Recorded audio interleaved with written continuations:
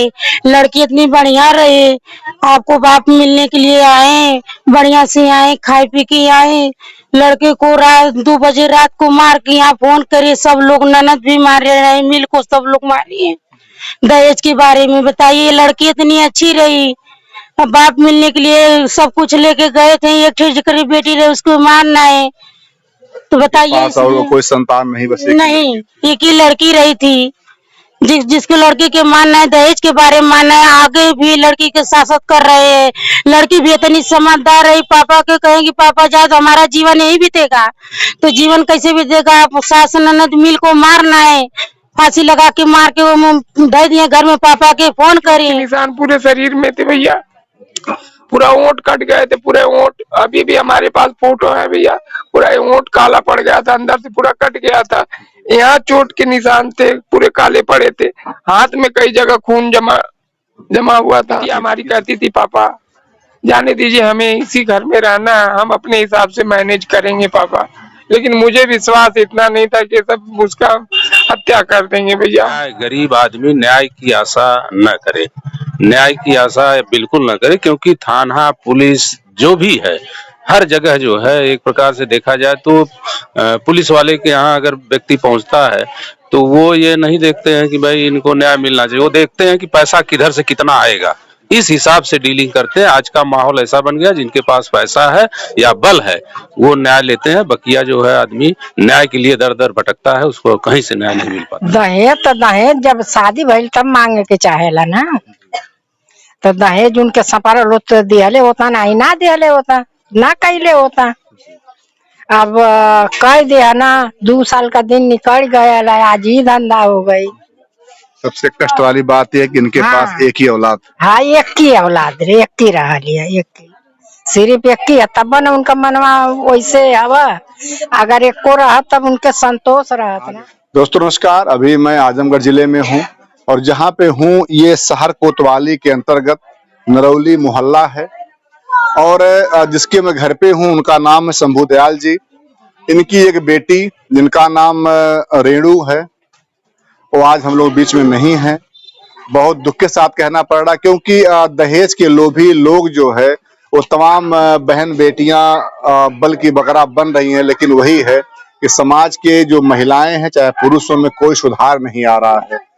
रेणु जी की शादी 2 साल पहले इस परिवार के द्वारा जयराजपुर में होती है, और वही होता है कि अभी जल्द में जो है 2 दिन पहले मतलब इस परिवार का आरोप ये है कि वो लोग मार करके उसको टांग देते हैं, और जयराजपुर के जो जहां शादी हुई ससुराल वाले कहते हैं कि नहीं फांसी लगाई थी।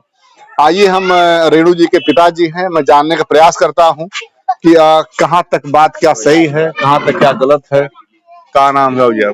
मेरा नाम शंभू दयाल सोनकर है, मैं रेणु सोनकर का पिता हूँ। जो शादी कब हुआ था? 11 फरवरी 2022 को बिटिया की शादी किए थे, और 2 तारीख की रात में उसे सब मार दिए, गला घोट के मार दिए भैया। मुझे 3 तारीख की भोर में सूचना मिली कि आप मारते हैं 2 तारीख को और आप बताते हैं 3 तारीख को। हाँ, वो उसी रात 2 तारीख की रात में उसको मारते हैं, और 3 तारीख के भोर में ही उसी रात के सुबह मुझे लमसम 3:45 बजे के करीब सूचना आती कि आपकी बेटी फांसी लगा ली है। हमको ऐसा हमारी बेटी नहीं कर सकती है, और वो सब गला दबा के मार डाले हैं। और जब हम वहां जाते हैं तो देखते हैं कि बॉडी घर के बाहर रखी हुई है। अच्छा, वो लोग मतलब वहां से उतार लाए थे उसको? नहीं, वो फांसी तो लगा ही नहीं था भैया, और उतार के बाद केवल वो कह रहे थे, बाकी लड़का कहीं पे थे, लड़का उड़का रहा हुआ। हाँ, और सबसे बड़ी बात यह है कि अगर वो बिटिया या बहन जो भी कह सकते हैं आप उसको, तो उसे फांसी लगाई ही थी, कम से कम आप दिखाइए ना कि मतलब वो कहाँ पे लगाई थी कहाँ पे नहीं। लेकिन वही रहा, जब रेणु के पिता जो हमारे बगल में बैठे हुए वहां पहुंचते हैं तो देखते हैं कि इनके बेटी का जो शव है वो घर के बाहर रखा हुआ है। कैसे कैसे क्या दिखा मतलब, और उसके ओंठ पे चोट के निशान है, हाथ पे चोट के निशान है, तमाम जगह कई जगह चोट के निशान है, पूरा खून जमा हुआ है। और भैया हम बहुत और यानी पीछे यहाँ भैया, यहाँ पीछे भी पूरा यहाँ काला काला पड़ा है। अरे ठीक है ठीक है। और भैया हमारी इकलौती बेटी थी और ये सब हमेशा उसे प्रताड़ित करते रहते थे, बराबर कुछ न कुछ डिमांड करते रहते। तो वो इतना संस्कारी थी कि बहुत चीजें हमें नहीं बताती थी, बाद में पता चला कि ये सब कार मांग रहे हैं। उनको अगर कार मिल गया हो तो नहीं मारते हमारी बेटी आज हमारे बीच होती। और शर्म नहीं आती है कम से कम ऐसे लोगों के कि जो एक पिता पाल पोस के बेटी को बड़ा करता है, पढ़ाता है, शादी विवाह करता है, आपको अपनी मतलब संपत्ति देता है, और उसके बाद ये हाल होता है कि आज इस मतलब पिता के सामने उस मतलब बिटिया का लाश मिलता है। पूरे शरीर में वो लोग मारे थे। हाँ, चोट के निशान पूरे शरीर में थे भैया, पूरा ओंठ कट गए थे, पूरे ओंठ। अभी भी हमारे पास फोटो है भैया, पूरा ओंठ काला पड़ गया था, अंदर से पूरा कट गया था। यहाँ चोट के निशान थे, पूरे काले पड़े थे, हाथ में कई जगह खून जमा हुआ था। इस 2 साल के बीच में कभी बेटी ने आपसे अपने कोई बात नहीं बताया, पापा ऐसा ऐसा कुछ ये लोग कर रहे हैं या? हाँ, बीच में 3 महीना पहले हमसे वो बताई, हमसे नहीं बताई, अपनी मम्मी से बताई। तो मम्मी उनकी हमसे बताई कि आज हमारा गला दबा के मारे हैं, 3 लोग मारे। पहले देवर, सास और उसका पति यानी मेरा दामाद, ये तीनों लोग भैया मारे। और उसके बाद जब हमें सूचना मिली तो हम कहें बेटा अभी हम आ रहे हैं, अभी इन लोगों को हम बता रहे हैं। कहा पापा आप मत आइए, ये सब संस्कारी नहीं है और ये सब आपको कुछ अपशब्द कह देंगे पापा, ये मुझसे बर्दाश्त नहीं होगा, पापा मत आइए, आप आना हो तो 2 दिन के बाद आइएगा। तो ये बात आपसे बेटी से हुआ था? जी जी जी, ये 3 महीना पहले की घटना है जी। और बेटी कितना पढ़ाए लिखाए थे आप? बेटी को हमने बीएड करवाया था। बहुत सपने हमारे थे बेटी से। और भी कोई बच्चा है? नहीं, हमारी इकलौती बेटी थी भैया, और कोई हमारे संतान नहीं है भैया। हमने समझिए कि जब एक व्यक्ति के पास संतान के रूप में अगर एक ही बेटी हो और वह बेटी की शादी करने के बाद अगर उसका परिणाम ये मिले कि उसका लाश आए, कितना मतलब अपार समझिए कष्ट की बात होती है। जब उसी मतलब सास ससुर की जो मतलब बेटियां कहीं और जाती हैं, जब उनकी शादी होती है तो कष्ट उनको जाने को दिक्कत नहीं है, तब कष्ट उनको होता है। इसके बीच में जब मतलब बेटी का फोन आया इधर आपसे, तो आपकी पत्नी से उन्होंने बात बताया कि ये सब लोग परेशान करते हैं? जी, बराबर परेशान, बराबर मारते पीटते थे। वो कहती थी, फिर बिटिया हमारी कहती थी पापा जाने दीजिए, हमें इसी घर में रहना है, हम अपने हिसाब से मैनेज करेंगे पापा। लेकिन मुझे विश्वास इतना नहीं था कि सब उसका हत्या कर देंगे भैया। वैसे भी होता है कि लड़की वाले ये मान लेते हैं कि हमें लड़के वाले दबके ही रहना है। कभी हम तो बहुत से लोग देखे हैं कि लोग इस तरह से, हमारे यहाँ सिस्टम ही है कि हम लड़के वाले से ना तो ऊंची बात कर सकते हैं, ना कोई बात कर सकते हैं, ना हम कुछ कह सकते हैं। यहाँ का संस्कार यही है। लेकिन वो लोग जो लड़के वाले वो समझ नहीं पाते हैं थोड़ा सा भी कि आखिर में इतना बड़ा कांड होने के बाद उस लड़की के माँ पर, उस परिवार पर, उस पिता पे क्या आखिर बीतेगा। अभी तक कुछ कार्रवाई हुई कि? FIR हो चुका है भैया, FIR हुआ है। और देखिए, हम 6 लोग के नाम से हमने नामजद करवाया था, और जबकि 1 लोग को कल ही छोड़ दिए। हाँ जी, हाँ, पता नहीं क्या हुआ कि कितने में बिक गया। 1 लोग को छोड़ दिया, जो कि वहीं से वो मास्टरमाइंड, वहीं से वो सारा डीलिंग करता था। वही कौन छोड़ा गया उसमें से? ओ अनिल सोनकर। तो वो क्या लग रहा था? वो हमारी बेटी का नंदोई था। अच्छा अच्छा जी, मतलब आपको लगता है कि मास्टरमाइंड वही है? जी जी जी, मास्टरमाइंड वही है भैया।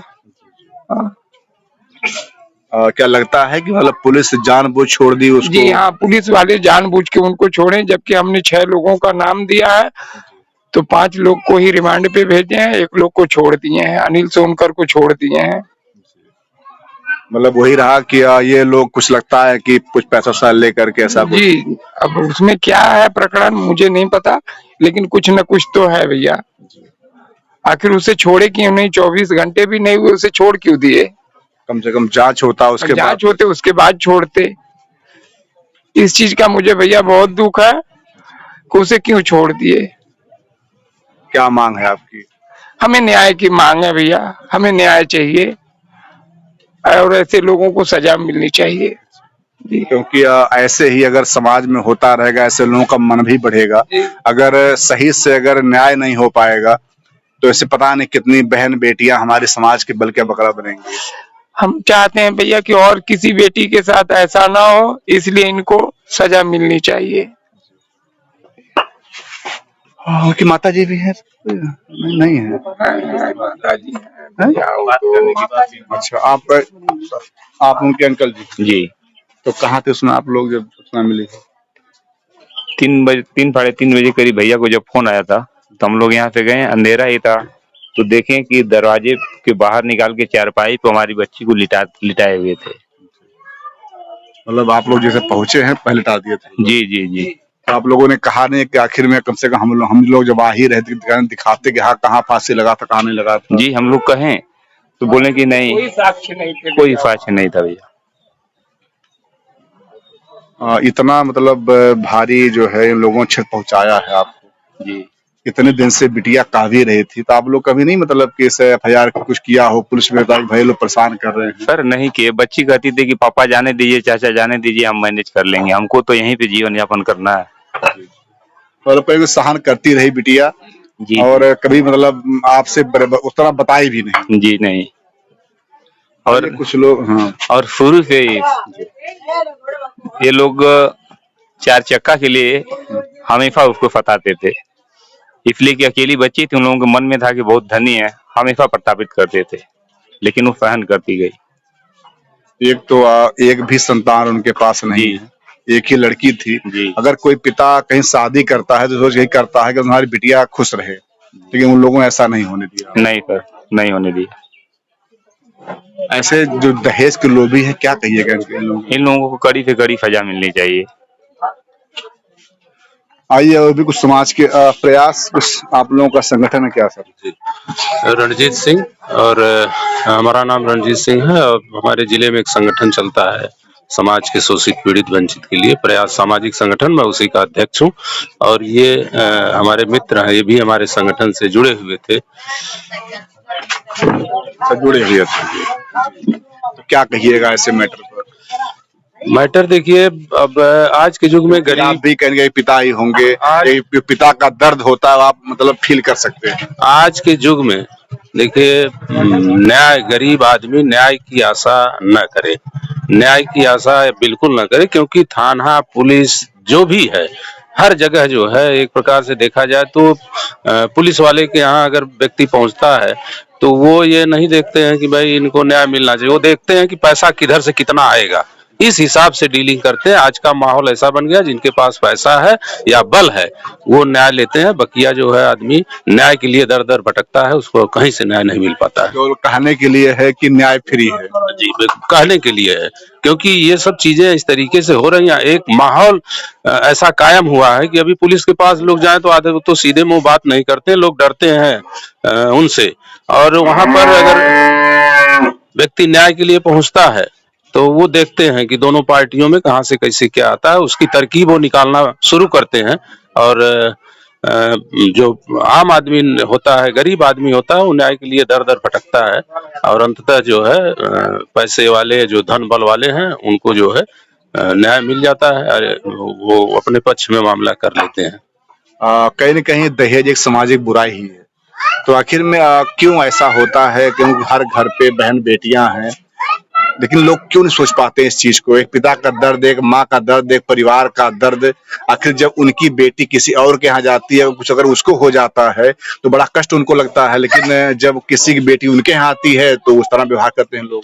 देखिए, समाज का जो नैतिक पतन हुआ है, ये इसमें मुख्य कारण है।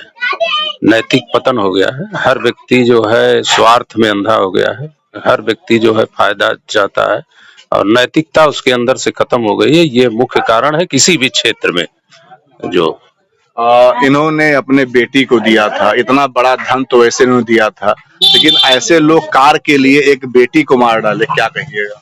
ये एक बहुत ही जघन्य कृत्य है। देखिए, जहां तक मैं प्रकरण को जान रहा हूँ, इनकी बेटी की हत्या हुई है 3 तारीख की सुबह 3:30 से 4 के बीच में इनको सूचना मिली और ये जब वहां पहुंचते हैं तो 5 बजे सुबह बेटी की लाश बाहर चारपाई पे लिटाई हुई मिलती है। और सबसे बड़ा संदेह का कारण ये होता है कि बिना अगर हत्या का फांसी लगाने का मामला था तो बिना पुलिस को इन्फॉर्म किए, बिना पुलिस को बुलाए बेटी के उतारना ही नहीं चाहिए, लाश को उतारना नहीं चाहिए था। और जो चोट के निशान थे, अगर एक मामूली ओंठ दांत से कट जाता है तो खून के छींटे कपड़े पे आ जाते हैं, लेकिन उस लड़की के कपड़े बिल्कुल साफ सुथरे, जैसे लगता है कभी धुल के पहनाए गए हों। तो कहीं ना कहीं मैनिपुलेशन हुआ है इसमें। गर्दन पे पीछे चोट का निशान आना, होठ के चोट के निशान आने, हाथ पे निशान आने, ये सारी चीजें संदेहास्पद हैं। अगर इस मामले में इनको न्याय नहीं मिलता है तो ये एक सोचनीय विषय है और सबके लिए एक बहुत चिंता की बात है ये। उसे लगता है कहीं न कहीं जब बेटी को मारा गया तो उसमें बेटी और जो लोग मतलब पूरा ऐसे होता है कि झड़प हुआ है कि बेटी बचाने का पूरा प्रयास की होगी, क्योंकि जिस तरह से बता रहे हैं कि शरीर पे तमाम घाव हैं, उसका मतलब यही हुआ कि वो लोग मारने का पूरा प्रयास कर, बेटी बचाने का पूरा प्रयास। जी बिल्कुल, किसी भी व्यक्ति की अगर हत्या की जाएगी और वो पता चल जाएगा कब मेरा प्राण संकट में है तो हर संभव प्रयास करेगा वो अपने आप को बचाने का। तो इसमें भी उसने भी अपना पूरा बल लगाया, पूरा प्रयास किया, लेकिन एक अकेली बच्ची 4-5 लोगों के बीच में, 6 लोगों के बीच में वो क्या कर सकती है सिवाय प्राण गंवाने के? उसके पास कोई दूसरा रास्ता नहीं था। समझिए कि मतलब वो रात कैसे गई होगी जब 4 दरिंदे एक लड़की के ऊपर प्रहार करते हैं, उसको मारने का प्रयास करते हैं। आखिर कहाँ लड़की मतलब भागी होगी बचने के लिए। किसी व्यक्ति की जान ली जाए और 5-6 लोग उसके सामने खड़े हों तो ये दरिंदा शब्द भी शायद छोटा पड़ जाता है उसके सामने। ये दरिंदगी भी जो है बहुत छोटा शब्द है, उनके लिए कोई शब्द ही नहीं है कि थोड़े से लालच के लिए किसी के जीवन को समाप्त कर देना किस स्तर का कार्य हो सकता है। शायद हिंदी शब्दकोश में ऐसा कोई शब्द नहीं है। सर, आपसे बस लास्ट क्वेश्चन ये है कि आखिर में ऐसे मतलब जो चीजें हैं जो रोकने कोई उपाय है, अगर कुछ मतलब सामाजिक स्तर पे क्या बोलते? देखिए, कानून पे लोगों का भरोसा था, जिससे लोगों का धीरे धीरे विश्वास उठ रहा है। सरकार का सिस्टम देख ही रहे हैं, योगी सरकार में धीरे धीरे ये जो अधिकारी वैसे लोग एकदम निरंकुश हो गए हैं, भ्रष्टाचार बढ़ गया। कहने के लिए भले ही उनका बुलडोजर चलता हो, लेकिन ऑफिसों में भ्रष्टाचार बढ़ गया है, सारी चीजें बढ़ गई हैं, अधिकारियों का एकदम भय खत्म हो गया है। तो अगर थोड़ा सा इस पे मान लीजिए चुस्त दुरुस्त ये चीजें हों, इनके अंदर भय हो, तो इसमें कुछ कमी आ सकती है, वरना ये चीजें इसी तरीके से चलती रहेंगी। ये सब घर की महिलाएं हैं। अच्छा। माते जी क्या कहिएगा जिस तरह से मतलब बेटी को मार दिया गया? अरे अब हम यहाँ वहाँ देखबो तो ना कहल गए। आपकी बेटी नहीं है क्या? आपकी बेटी होगी? कहाँ है ना बेटी? तो इसकी बेटी को मार दिया जाएगा, वैसे बात करेगा? अब कैसे मरना, लोग घर में कैसे ना मरना, और राती का मिला रहा उतर भाई गयल ना अनहरवा ले आइला, और रात में ऐसे कैसे हो गए? दहेज के लोभी लोग इस तरह किसी की बेटी को मार डालते हैं। आप तो एक माँ हैं, आप तो एक बेटी का प्यार समझ सकती हैं। दहेज जब शादी भइल तब मांगे के चाहेला ना, तो दहेज उनके सपारा लो तो दिहले होता, ना दिहले होता, ना कैले होता। अब कह दिया ना, 2 साल का दिन निकल गया, आज ही धंधा हो गई। सबसे कष्ट वाली बात है कि इनके पास एक ही औलाद। हाँ, एक ही औलाद रे, एक ही रहा लिया, एक ही, सिर्फ एक ही है, तब न उनका मनवा वैसे हवा। अगर एक को रहा तब उनके संतोष रहता ना। अगर वही लड़के 2-3 होते तो आज दिखता कि उन लोगों की औकात। हाँ, वो बात सही है। देखिए, ये मतलब यही घर है आपका? देखिए, यही मतलब घर है। ये सब आसपास के लोग हैं, घर के लोग हैं। कहीं न कहीं इतना बड़ा। अच्छा, आप कौन है रेणु की? भाभी जी। हाँ, आपको लड़की के मानना है, आपको मिल को घर वाले मारे, दहेज को बारे में मारे। लड़की इतनी बढ़िया रही, आपको बाप मिलने के लिए आए, बढ़िया से आए, खाए पी के आए। लड़के को रात 2 बजे रात को मार के यहाँ फोन करे, सब लोग ननद भी मारे रहे, मिल को सब लोग मारे। दहेज के बारे में बताइए, लड़की इतनी अच्छी रही, बाप मिलने के लिए सब कुछ लेके गए थे, एक ठेजकरी बेटी रही, उसको मारना है तो बताइए। पास और कोई संतान नहीं, बस नहीं, एक ही लड़की रही थी। जिसके लड़की के मानना है, दहेज के बारे में मानना है, आगे भी लड़की के शासन कर रहे हैं। लड़की भी इतनी समझदार रही, पापा के कहेंगे पापा जाए तो हमारा जीवन यही बीतेगा, तो जीवन कैसे बीतेगा। आप सास ननद मिल को मारना है, फांसी लगा के मार के वो दे दिए घर में, पापा के फोन करें तो बताइए। इस तक कोई कानून सुन रहा है? कौनो कानून उस लोग के जीवन करवास कर दिए। बताइए, ये मतलब पिता के पास एक बेटी जिक्री रही थी, जो बेचारे गए होंगे, देखे उनकी बेटी बाहर, केहू की बेटी रही, केहू के एक जगह बेटी रही, ओकर जीव का कही। क्या मांग है आपके? मान ये तो हम तो लोग तो चाहते हैं, हमारा पूरा गांव पूरा चाहते हैं कि उस लोग के जीवन करवास कर दीजिए। हाँ, जेल में हमारी बेटी चल गई तो वो लोग के जेल में किया है। कैसे आखिर में वो भी तो एक महिला हूँ, कैसे उन लोगों का हृदय इतना मतलब कठोर हो जाता? सब लोग मिल के उस लोग का करेजा पत्थर है, पत्थर नहीं रहता तो हमारी लड़की के मार को तो यहाँ पर फोन कर दिया। हमारी लड़की कोई गलत कर, हम लोग के बुलाइए, गांव पूरा है ना, सबको बुला लीजिए। गांव था, आप लोग थे, उनके पिताजी थे, उनको बुलाते, सबको बुलाइए, बात होती, सबको बुलाइए, सब बयान ले कि हमारी लड़की कौन गलत करा, हमारी लड़की हमारे हवाले करा। आपको नहीं रखना था तो यहाँ भेज दिए होते। वो करा सही है, लेकिन अब मारने आखिर में क्या उचित था? अब मरने उन लोग के लाभ रहे, कौन का सार मरना तब होगा, उन लोग को जीवन करवास कर दीजिए। हम हमारा पूरा गांव पूरा खींचा है, जिक्र एक बेटी है वो कहाँ पाएगी बताइए। ये बगल में चले, ठीक है, आइए बस लास्ट थोड़ा बस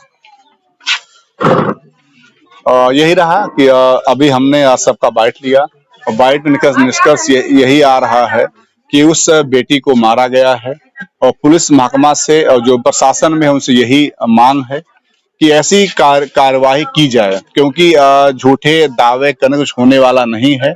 जब कार्यवाही होगा समाज में उसका सीख जाएगा और ऐसे जो व्यक्ति हैं जिनके पास कोई एक औलाद है उसका क्या कष्ट होता है वो तो एक पिता ही समझ सकता है। तो मैं कहूंगा कि जो भी लोग हैं वो कड़ी कार्रवाई करें। जय हिंद, जय भारत।